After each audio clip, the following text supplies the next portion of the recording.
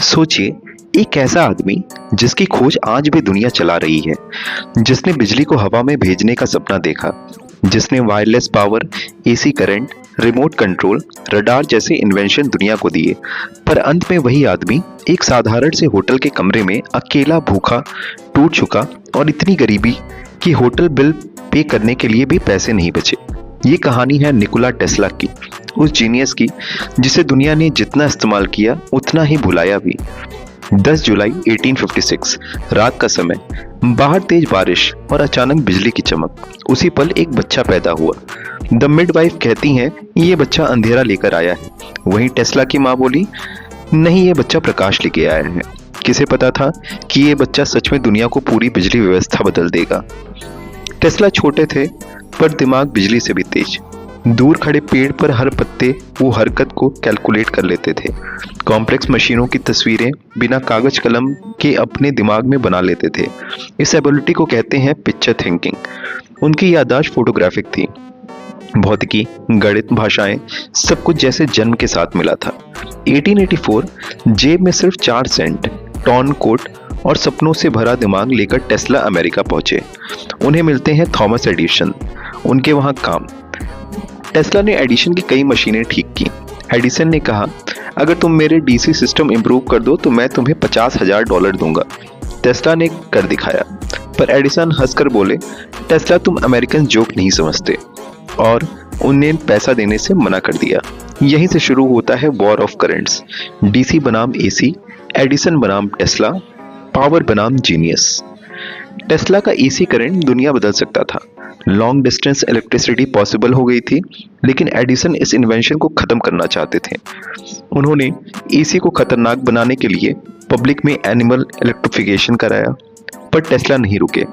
JP Morgan और George Washington ने Tesla का साथ दिया, और फिर 1893 शिकागो वर्ल्ड फेयर। दुनिया ने पहली बार टेस्ला की एसी लाइट देखी। धरती चमक उठी। एडिसन का डीसी एम्पायर गिर पड़ा। टेस्ला की जीत हुई। अब टेस्ला पूरे अमेरिका में मशहूर थे।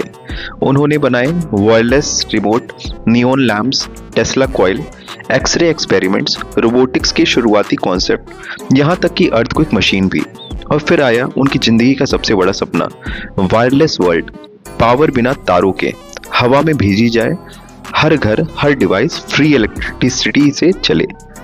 उन्होंने बनाना शुरू किया वार्क्लिफ टावर, एक विशाल टावर जो आज के वाईफाई, मोबाइल नेटवर्क और वायरलेस चार्जिंग की मां थी।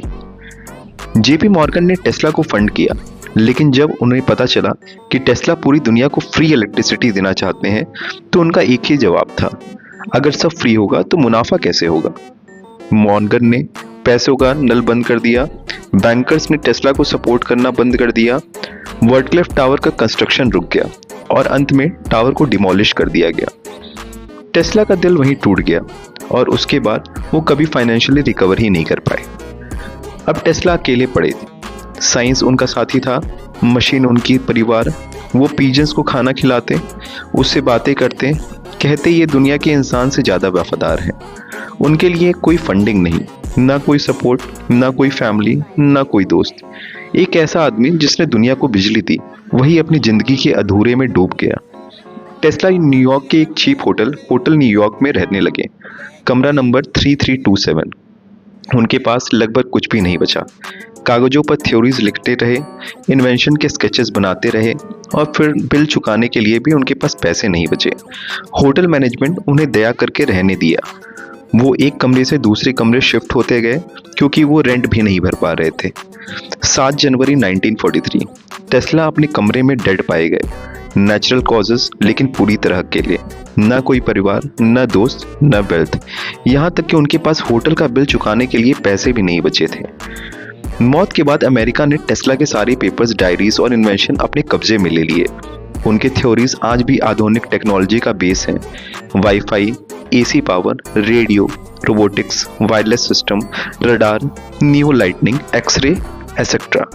आयरनी ये है, उस आदमी ने मानव सभ्यता को रोशन किया, लेकिन खुद अंधेरे में मर गए।